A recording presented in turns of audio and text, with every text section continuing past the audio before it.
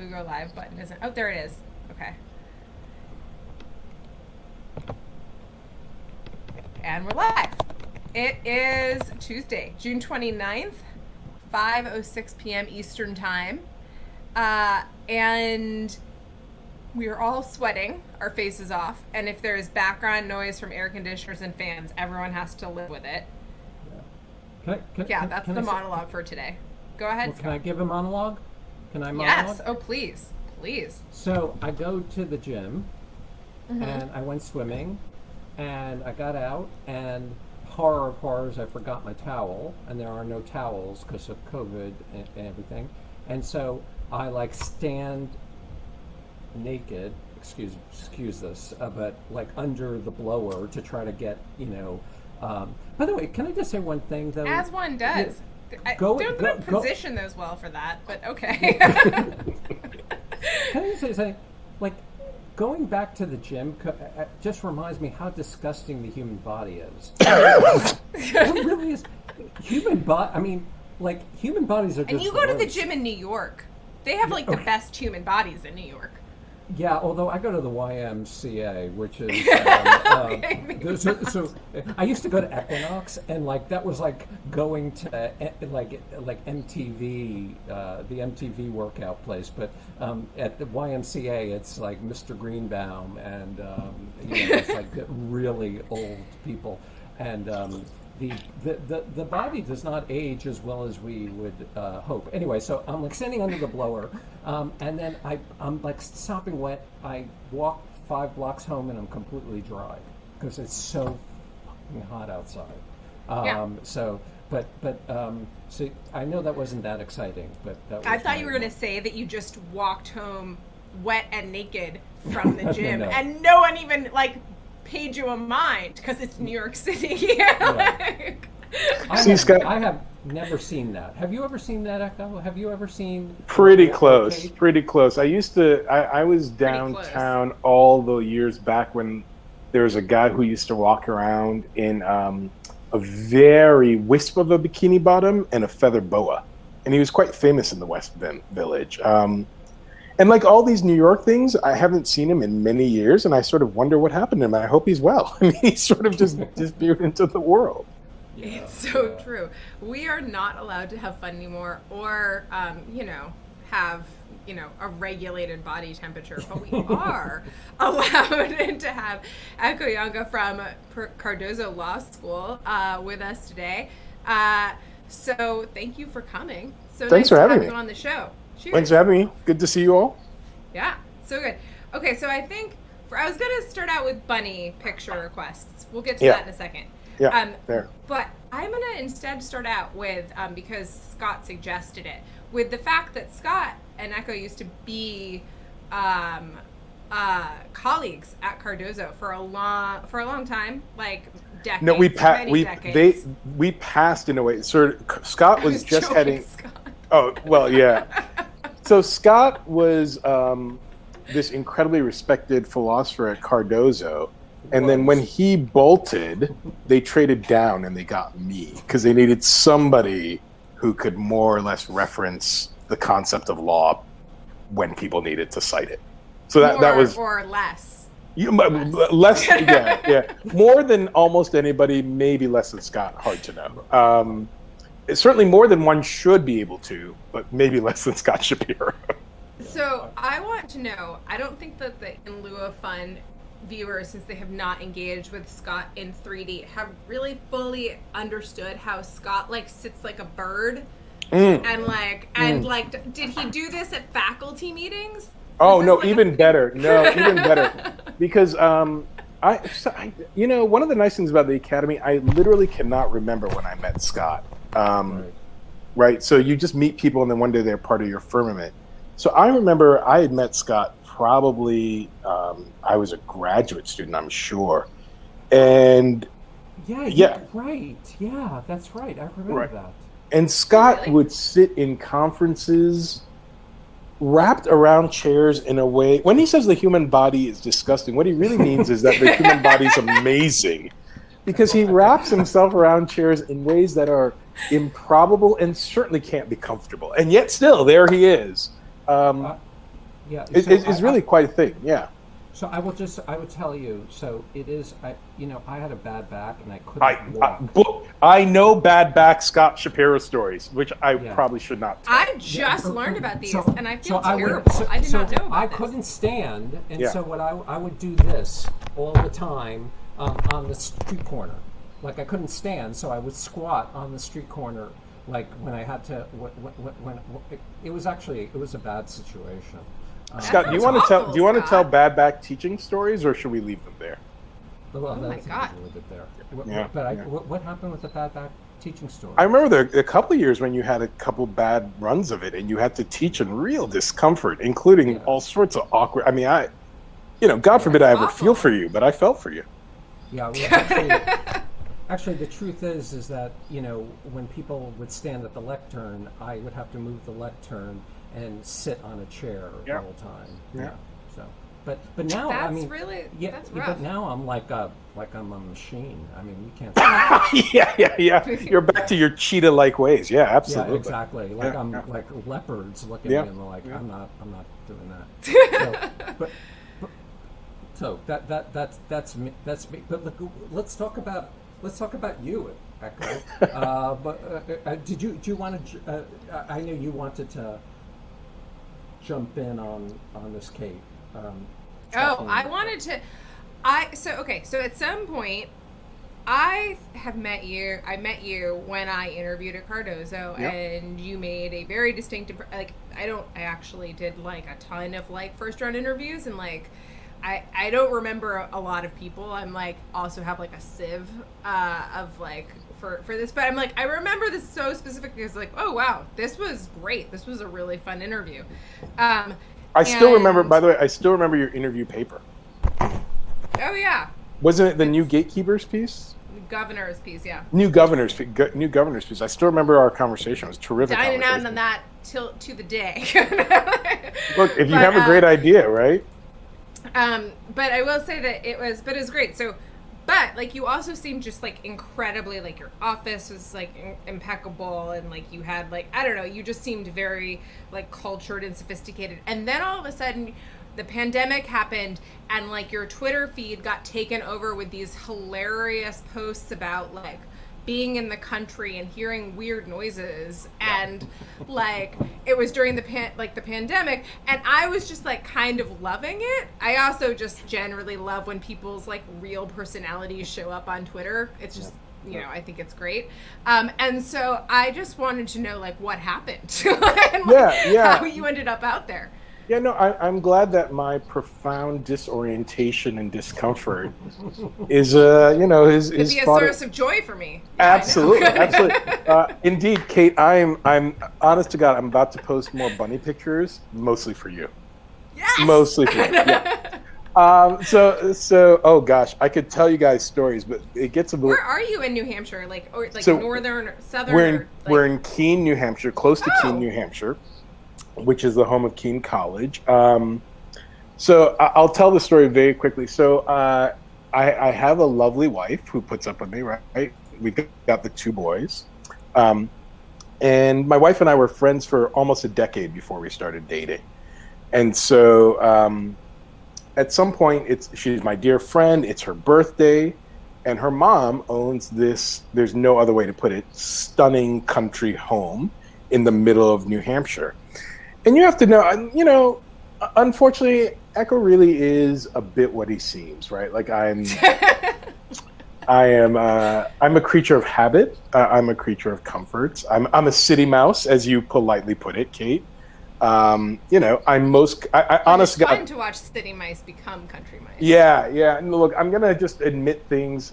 Gosh, this is terrible. I'm gonna just admit things. So I'm most comfortable probably in a jacket. Second most comfortable in a jacket and tie. Right, like that's just where I belong. Jacket and tie, in a cafe, sipping a drink. That's my natural state, right? And it's embarrassing to admit because we live in a super casual world, right? All that has passed away. Frankly, there was a time when that was a sign of masculinity and adulthood. Now it's a sign of stuffiness. But at some point, that's just who you are. So that's who I am, right? So my girl always look good because I'm the one in a paper bag sipping a drink. Yeah, Kate, if I look like you, I could wear a paper bag. Some of us have to. Some of us have to go. Some of us have to step it up. Were you save. always like that, Ekow? Were you like in high school? Did you care about clothes and stuff like that?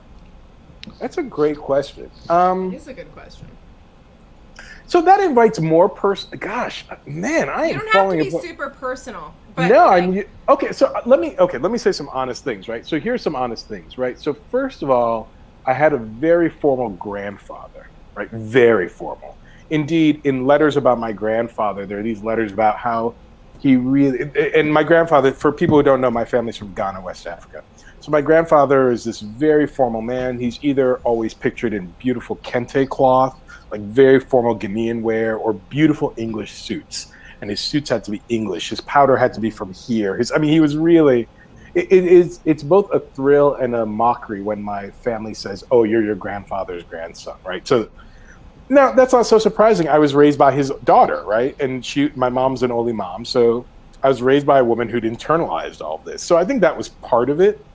We also had a very immigrant upbringing, right? So I'm a very immigrant class, and so we didn't have very much. Just to speak really plainly, we had very, very little. And so I think there was always this kind of view that, success, or there's a kind of elegance that my mom was raised with internally that we didn't have. And so now, for our psychologists, it's very clear I've internalized that as what it means to have, yeah. Where did you grow up? So I was born in the States. I was in Ghana until I was 9, and then came back to the States. I mean, I was back and forth a little bit, but in Ghana until I was 9 mostly. Back to the States. Grew up in East Lansing, Michigan. So really East Lansing, Michigan, and then Ann Arbor for law school, and then Ann Arbor for college, New York for law school, and then most of my time in New York. But I do think, I think it's an overlap of being raised a certain way, a very formal parent, a little bit of formal culture, and personality, right? Because my brother's not like this, right? So some of it's just who I am.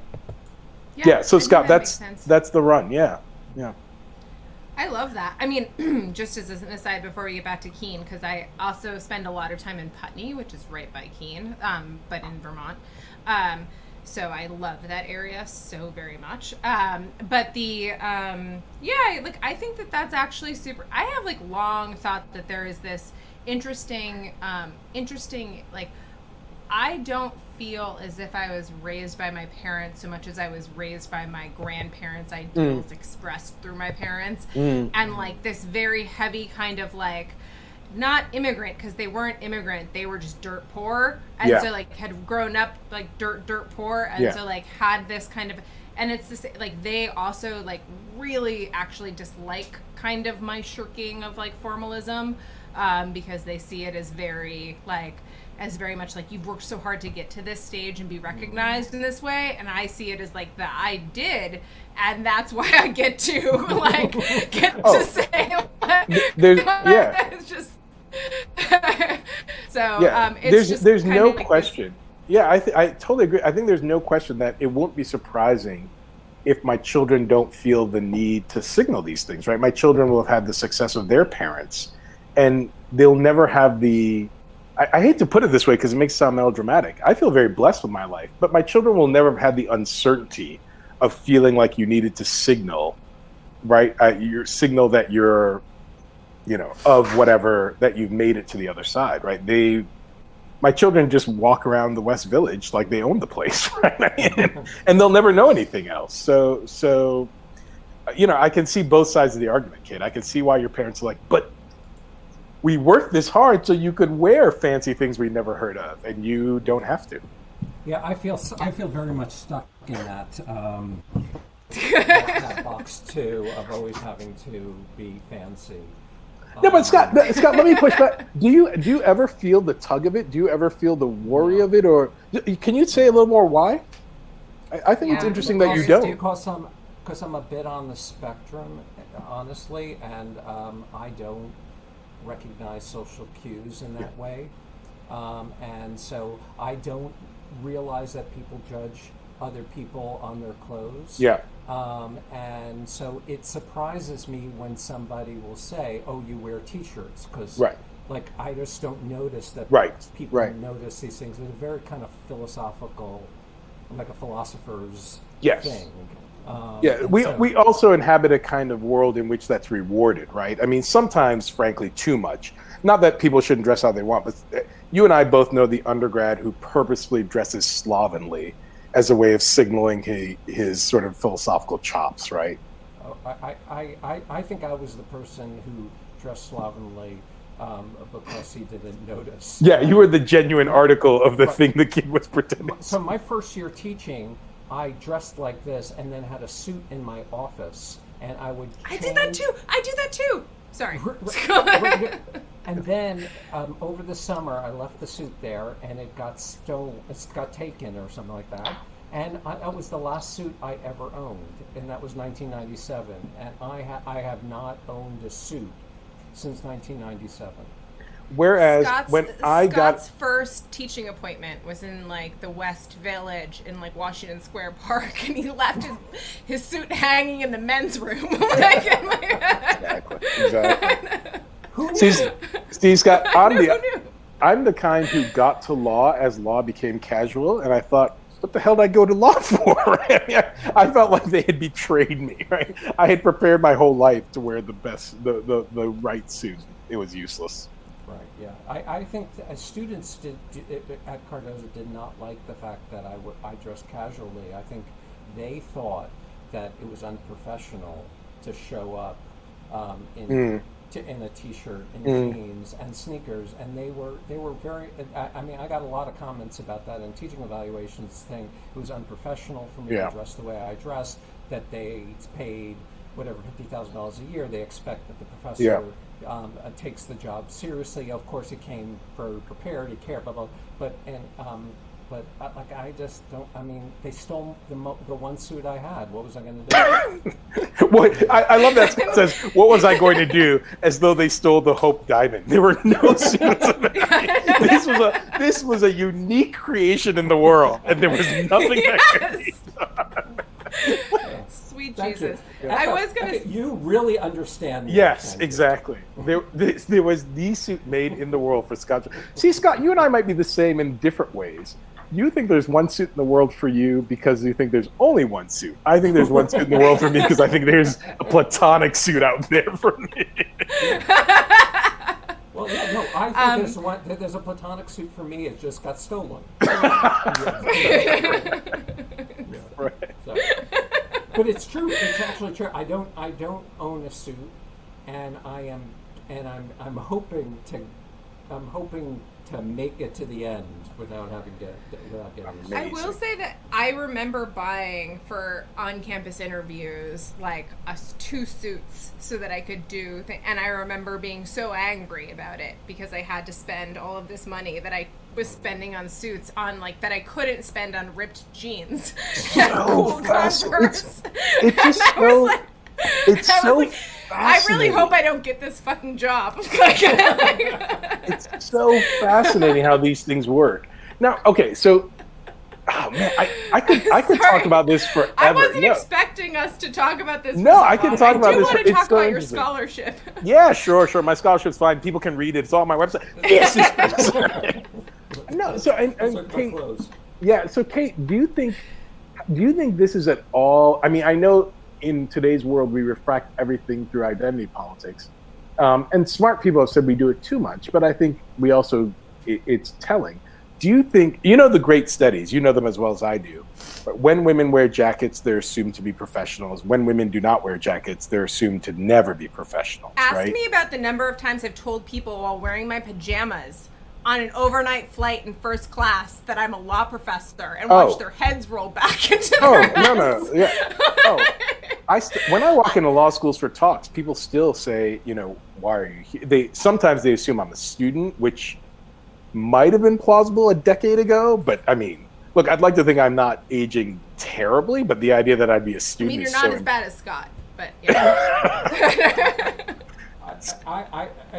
So many times, I still get asked whether I'm a student. Do you? Good. Scott, do you really? Seriously? Yeah, oh, absolutely. It happened 2 years ago. It happened 2 years ago. But that's weird. No, but that's good to know. No, that's good to know, because one of the things about being trapped in your own body is that you can. One of the things about race or gender or a million other things, but race for me is some set of things are racially motivated, but you don't know which ones, right? So it can be very. I always find it irritating when I walk into law school. I mean, look, since we're talking about clothes, I'm wearing a suit, I'm wearing a tie, right? I look like the kind of person who's there for a talk. And then you get these kind of signals that are, why would you be here? So anyway, Kate, that was a question to you. Do you find the clothing thing, do you ever have in the back of your mind the internal monologue about wearing the jacket to be professional, the thing Scott ran into, and does it get affected by your gender? Yeah, of course. I get like comments on my I just was telling like Scott about some of them, but I was getting comments and like that I cursed occasionally in class, and like I was having like students be upset about that, and then like that that like how I dress, and I think that generally like it's very interesting. It's like, as you said, like a person occupying the. I was telling my mom this because she was like, why don't you just like brush your hair, and like why don't you just like shower more, and like why don't you like, and like, my mom is having all these, and I'm just like, I just don't care. I have like so many other things to do, and I want to do all these other things, and that's just not what I care about. And like to my mom's, like I'm like, I was trying to tell her, I was like, I see myself as this like crazy eccentric, just like baggy suited, like nutso law professor with a pipe and like their hair in a bun and like some glasses, and like I'm rushing off to class with my pipe, I don't know, whatever. And like it's just like, but I like, that's like my whole like, I like eccentric and crazy and kind of like and I don't try to affect that, I just want to live that self, and I just like go ahead and do that, and then I get like this kind of pushback of like, well, please, like, and I try to be respectful if it's going to be at a bar association meeting, for example. Like I will like try to like put on a jacket. I will never put on a tie. But I will. You'd look amazing in a tie, but anyway. I know, but like I will put on a tie, or I put on a jacket and like a dress. I don't know, and I'll do those things. I'll perform that thing because it's actually a sign of respect to like the party. But if I'm in the position of power, like teaching a class, like it's not disrespect to the class that I decide that like the tenor of the class is going to be a casual one. I get to set that, right? Like that's how I kind of think about it. They don't get to set that, like tenor. So I have deep theories about this, actually. And we shouldn't get it because they are really deep and really, they're not conservative. This is so interesting. No, it's worse than that. They're bourgeois. I have deep bourgeois theories about, the sort of question of. I'll give the best version of what I say, because the best version of what I say, which is less boring and conservative, is I really like people who have a style. And I like that vastly more than people who don't have a style. And actually, I'm probably less sensitive to what your style is, but I like the feeling of that somebody put some thought into their look, because I just think it's joyous. Now, I think one of the things we have to recognize is, there's a great line about soccer, which I love, right? Football is the most important of the least important things. Right, so I tend to think look, I think clothing is really cool. It's a joy. It's a stuff. I think, but the problem with liking clothing as much as I do is you meet people who mistaken clothing for like deep substantive importance, right? As though, and you want to tell them, no, I'm with you. It's the most important of the least important things, right? I'm writing this down. That is like so great. Yeah, I love that. Great. That's the only problem is that like it's going to turn out that like 80 million things are the most important of the right. Things. Yeah, no, it's going to be a hard circle to draw, but the sentiment matters. But no, the sentiment is brilliant. Yeah. And I do think there's something to. I mean, let me give an example I'll give a shallow example because we were talking about this a little bit before. So when I go on, occasionally I'm on TV because, as you two know, whenever I'm on TV, it's because something terrible has happened, right? It's usually a police shooting or, and I always dress quite soberly for those occasions. To be really shallow, I often even change for those occasions. Why? Because I'm about to talk about somebody's child who's been killed. And I just feel like it's not an occasion to look like I'm coming off the cocktail circuit, right? I mean, you want to. I remember I met a lawyer. My wife actually also worked with a lawyer. Like, they have these two sentiments. They're going to, my wife, better yet, because they were going to a sentencing hearing. And this lawyer she knew wore this very sober blue suit, blah, blah. And they had won the case. He was a ADA. And he said, you wear a blue suit because somebody's being sentenced to prison today. Even if they did wrong, even if you won the case, you are glad they're going to jail. You argue. It's still not a joyful day. Somebody's being sentenced to prison, right? And so I kind of have this sort of overthink the way clothing signals our moment. Anyway. No, that's actually really beautiful. And I think it's not so far from what I was saying, which is that basically, like, I just don't think that it is a sober moment to be teaching law, like, necessarily. I mean, I will say, like, sometimes I do dress more kind of, like, conservatively. And now that you mention it, I dress that way when we do things like discuss, like, gentrification. And, like, whatever, in, like, a property class that ends up having, like, it has, like, real effects, and, like, people in my class have lived through, like, moments of being dehomed and all of these types of things, and so I try to, like, be respectful of that. I'm not wearing my, like, Mrs. Frizzle dress, like, like, it's kind of, and I think that's right. I think that that's right, but I think that that's, like, it's a lot of thought that you have to put into the signals that you're putting of clothes. That is exactly, and so now that everyone's talking about it so thoughtfully, I realize that actually that's why I dress down when I teach.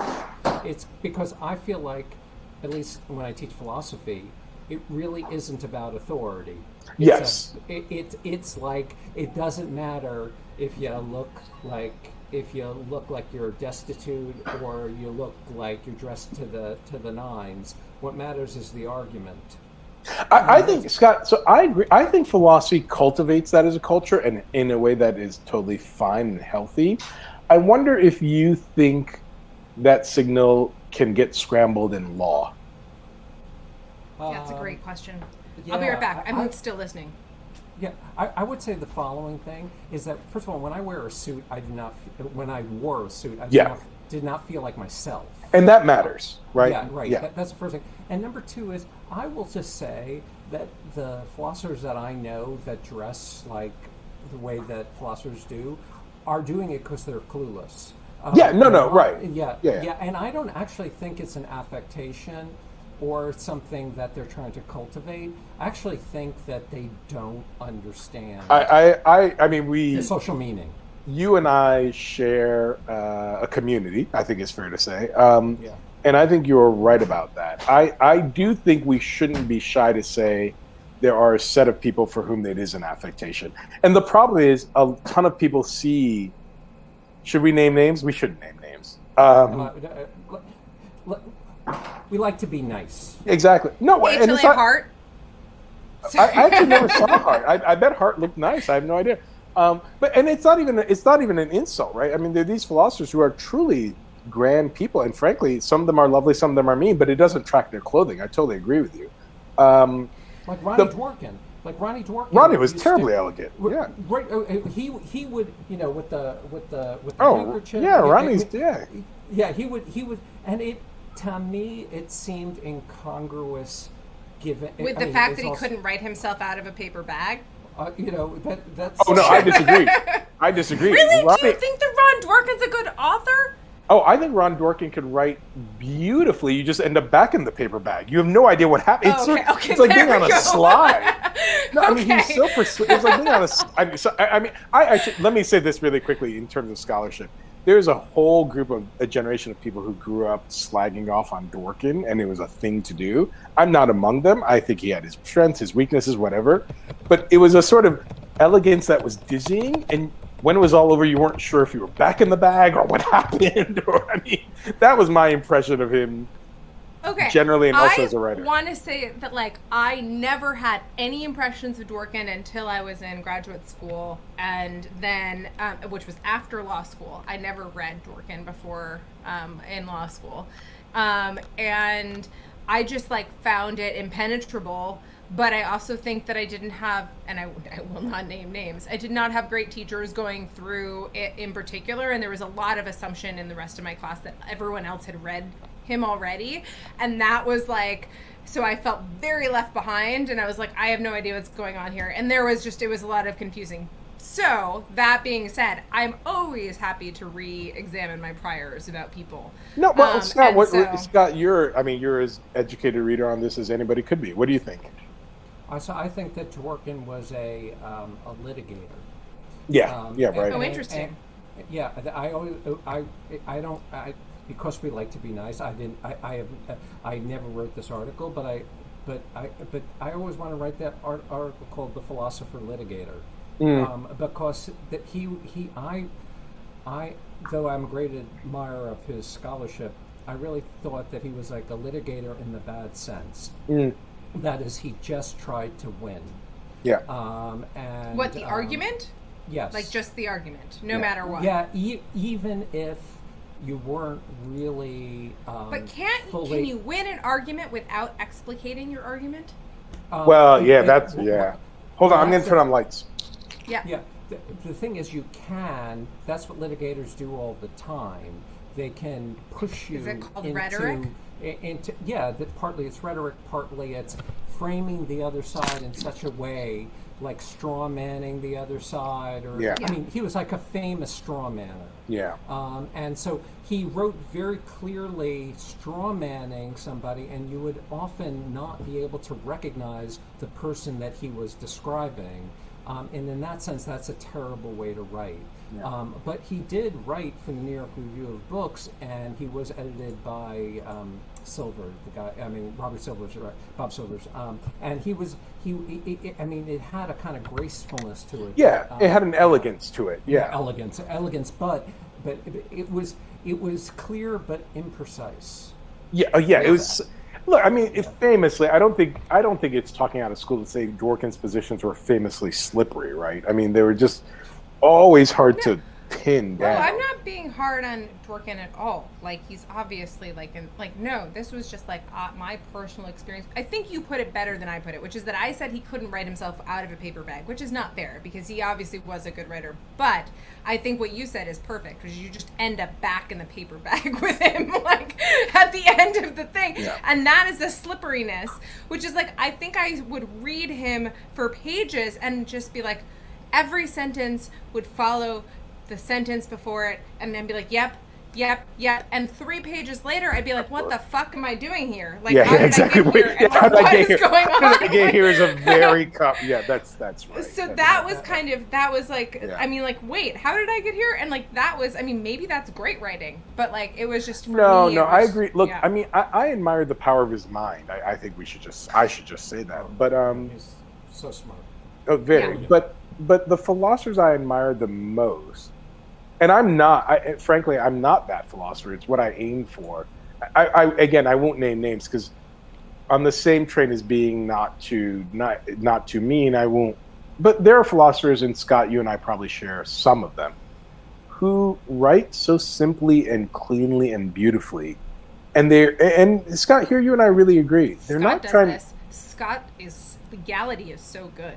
Legality is very good. Legality is wrong, but it's really very good, and it's really it's super clear, and it does not. It's clearly wrong, right? No, but I mean, I know the joke, but Scott, it really, I mean, in this way, it doesn't try to dazzle.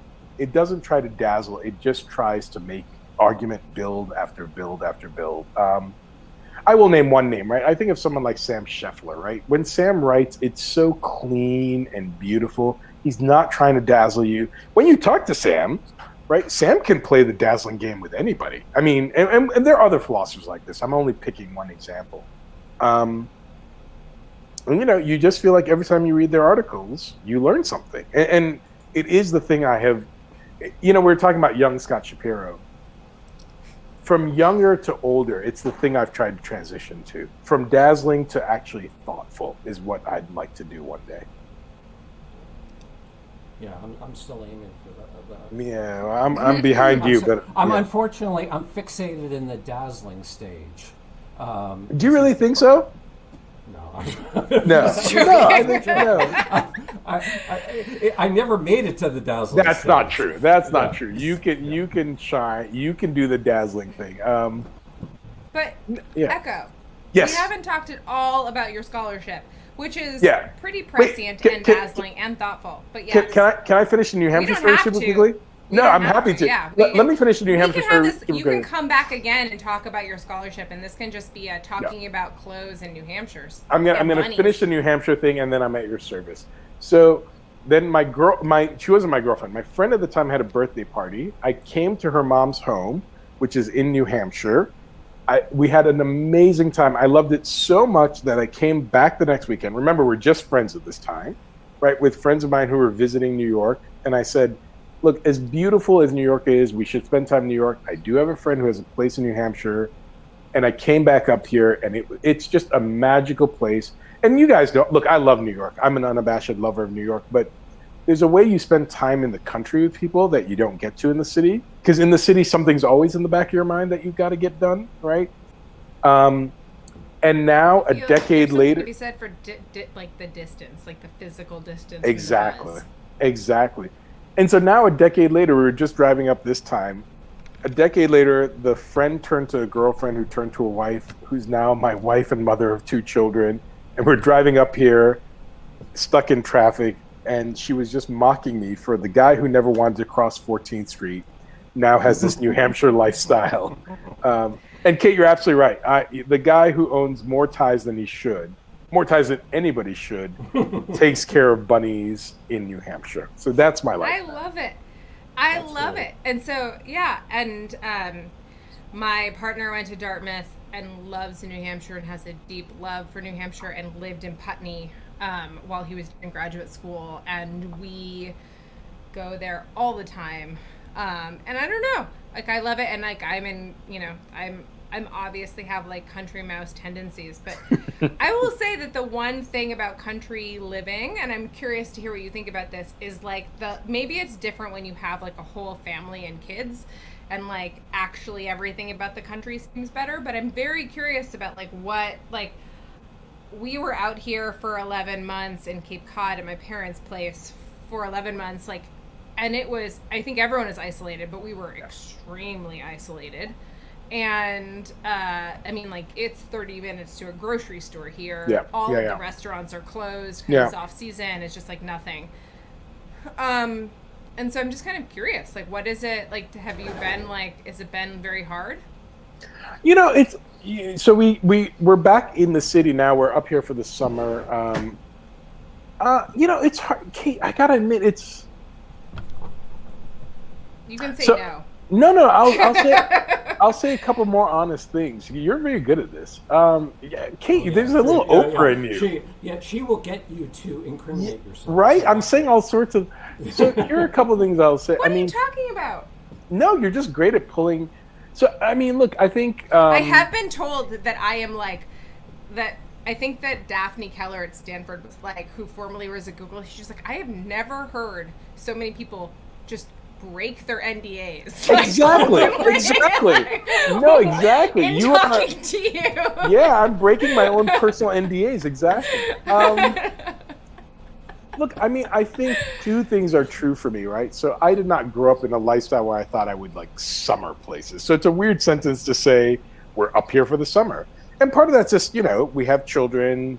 This home is not just beautiful and welcoming, and my mother-in-law and I get along wonderfully, but look, it's a country home that you don't have a mortgage that comes with a grandmother. I mean, that's really attractive, right?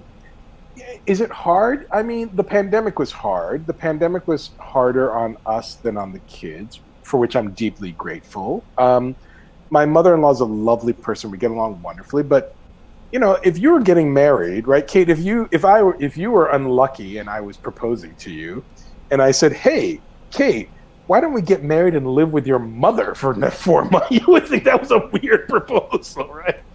But I think it was hard on her and hard on us. And we all recognize, and at least we're honest enough to say, this is weird and we're going to get through it together. And so people were really good in that way. But this summer, you know, it's just great to be up here. The kids have been coming up here their whole life. And for me, even though it's a very different life than my natural life, I mean, one of the nice things about getting married for me if you're a creature of such habit, we've already talked about my over formality. There's something good and liberating about, opening yourself up and compromising and etc. Yeah, it's a part of my life I would not have imagined or wished for or built, but now it's my life. It's weird. I think kids in particular have a capacity for really not always they're my partner loves the natural world, but he's also a computer programmer and wants to be on spends most of his days, to be honest, in a dark bedroom on his on his programming. Absolutely. and then goes out for a 10-mile trail run or something. But I do think that kids I loved being able to be curious and poke around forests and things like that. I think it's really fun. And so it's cool. That's so great. I'm glad that you found that. I want to ask you, although I think we're going to need to have you back on to talk about this more fully, because now we're unfortunately, we're going to have you back on. Yeah, this is so I'm sorry, awful. Scott. Scott has spent decades running away from me, and now here he is again. He specifically requested being the one to be on today to talk to you. We were both very excited about it. I was actually just pulling. I'm going to put it into the chat. But this is your pretext and justification paper, which came out in 2017, or 2018, but is based around events that happened in 2015 at the very kind of beginning of the Black Lives Matter movement, which I remember so distinctly because it was in keeping with the same stuff that I was writing about, and all of it was playing out in social media. And I'm kind of curious, just I don't know, do you have a high level kind of thought about how the movement came around, or how it came about, and then how it's transformed in the last couple of years? Yeah, it's a great question. I mean, I do think one thing, that paper got too big for my taste, and I wish I could now cut it down in half. But so if there's too long, too bloated, there were so many ideas, and the world was moving so fast that it just got bigger and bigger and bigger. But if I had to do it over again, the core idea of that paper was it was a sort of philosophical superstructure for guardianship versus rights-based protection versus, now we say guardian versus warrior. But the heart of that paper was, and I'll put it I'll put it bluntly.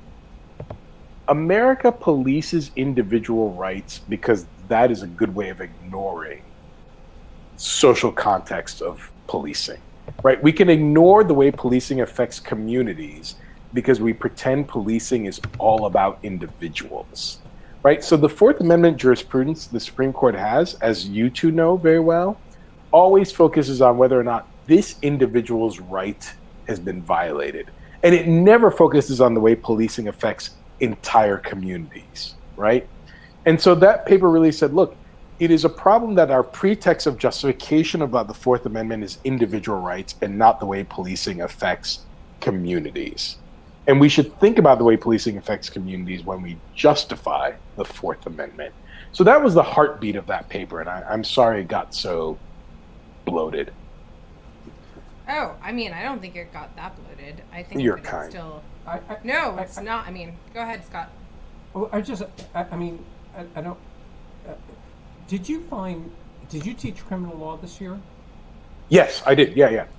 Did you find it? I mean, because I know a lot of colleagues who taught criminal law and found it very difficult in light of George Floyd and everything to teach it in the standard way, which is very bloodless. And divorce from social context. Yeah. Did you find it? I've never taught criminal law that way, right? I've never worried about. I mean, I teach the word. Look, I always tell my students when they walk into this class, you came to law school for criminal law, right? When you go to parties, the thing people talk about is criminal law and policing. I'm very lucky, right? I teach criminal law and policing. That's what people. It is fundamentally a class about, what is the I mean, here, when we think about criminal law, I'm putting aside for a moment my love of criminal procedure and policing. When we think about criminal law, is fundamentally about the questions, what do we as a society find unacceptable? What do we as a society think of as a global and not personal responsibility? If I knock into Scott and break his leg, I may have to pay for his medical damages, right? But we don't bring the muscle of the state to punish unless you do something that we think we cannot live together unless you do that, right? So the borderline between what is unacceptable and what matters, and the way it's refracted through who has power, race, gender. I mean, I teach rape, for example, which is obviously loaded and difficult. I do my best to teach it in a sensitive way. I tell students at the beginning of the semester, we're going to talk about these things.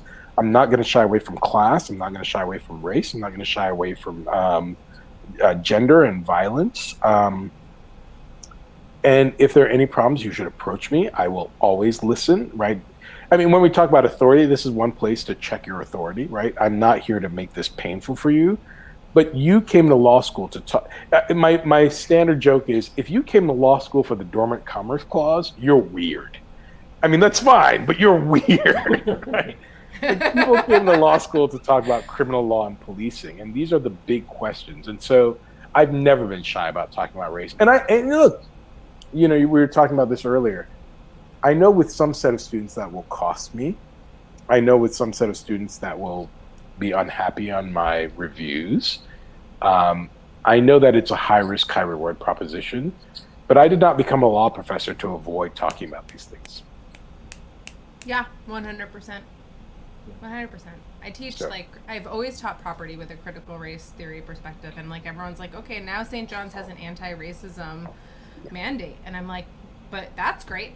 I've been doing this way this whole time, and it's killed me in my course evaluations, but like I don't care, like, and that's kind of the nice part about doing things a certain way. Like, you can't, I don't know how you can straight-facedly and intellectually honestly look at a case like McIntosh v. Johnson, which is the case of like Native Americans giving land to another, and like the whole case is about like they never had land to give. Nothing counts until we discover it. That is just like this incredibly crazy concept that like you just have to be like, okay, well, I guess that's the completely insane premise in which we're going to base all of property law on. And so you go from there. It's like, but you have to, you have to kind of call it out, like, right? Yeah, and I think it's tricky. You know, the hard thing to do, the thing that's hard to remember when you're in the front of the class is that, as you both have pointed out, students think of us as deeply authoritative. And so I try to teach in a way that's not a sledgehammer. Frankly, sometimes I play against type, right? You know, it's very easy for students to say, and this is why all black lives, you know, and I said, well, wait a minute. If we adopt this kind of model, how will that actually play out in the, you know, let's say you say, well, and this is why this, I remember there were a couple moments where there were really awful, violent crimes against black people. And I had students with deep passion approach me saying, it's very obvious we should throw this person away and put them in jail forever. Frankly, I've had this conversation about the Derek Chauvin sentencing recently. I said, well, okay, but I mean, a world in which, I'm just taking a random example, a world in which we're not scrupulous about reasonable doubt is a world in which more black people will be locked up, right? More young black people will be thrown away. A world in which you let your bloodlust for the most punishing sentences grow is a world that, so, you know, I try to make sure that the students feel they have space to argue in lots of directions. I'm sure I'm not perfectly successful at it. But what I'm not going to do is spend my time not talking about it. And I find I have lots of colleagues who are very good-hearted and they mean well, but they really find remarkable lengths they go to remarkable lengths to not talk about race. And I find that really stunning. Yeah. It's also just like a really stunning thing to do in the law right now. Like, and it just is like, I mean, I don't know. Like it may be more excusable before. It's actually causing a lot of people a lot of anxiety about how to teach in this new environment.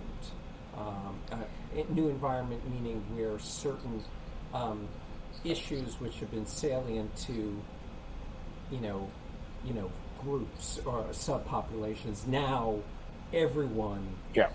you know, like,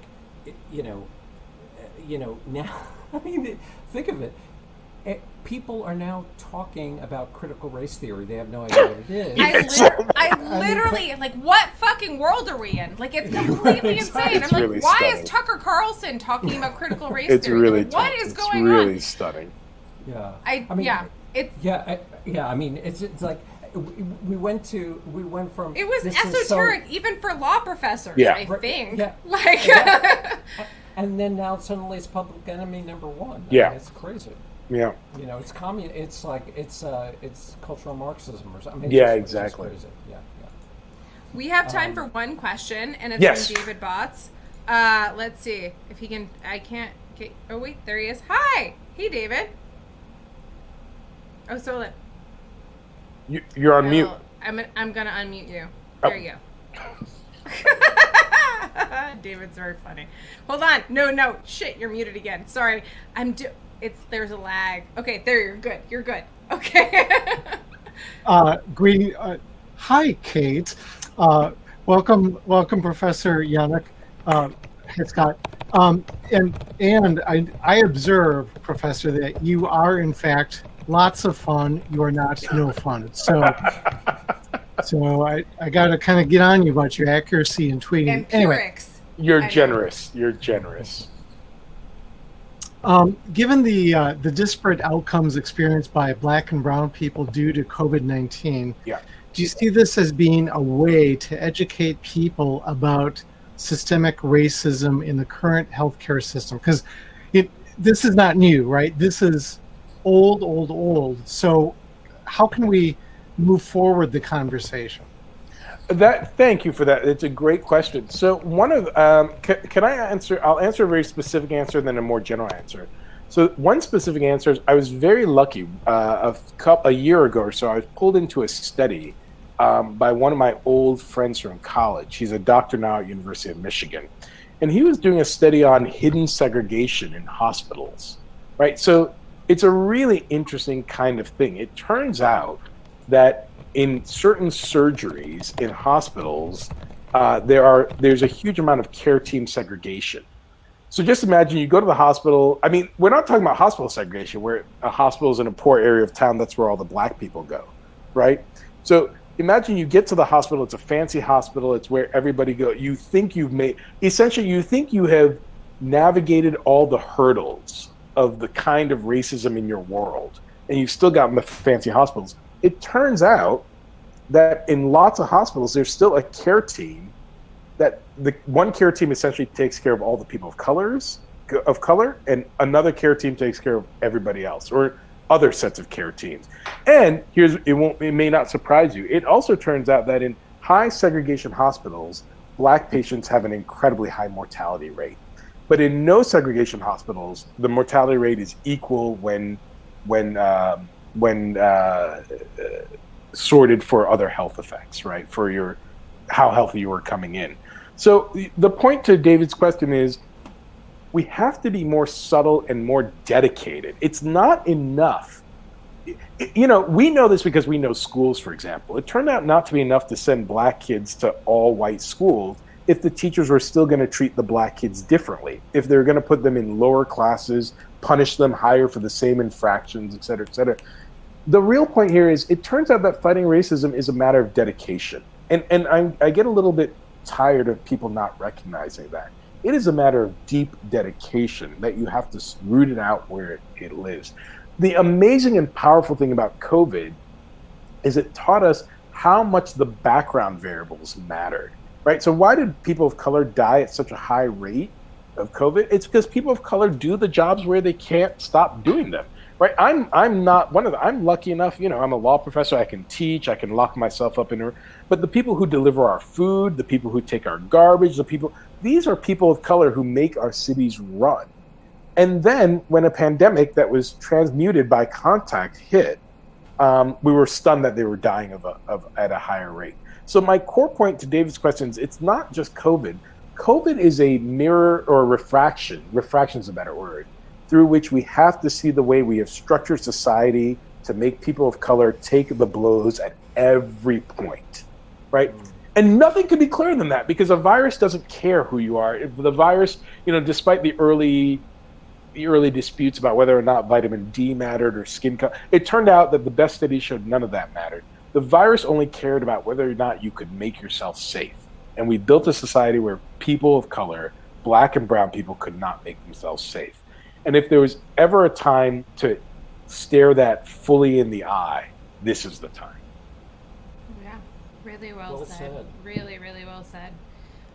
Matteo I'll see if we can bring Matteo in really quickly. He has a very fast question for you.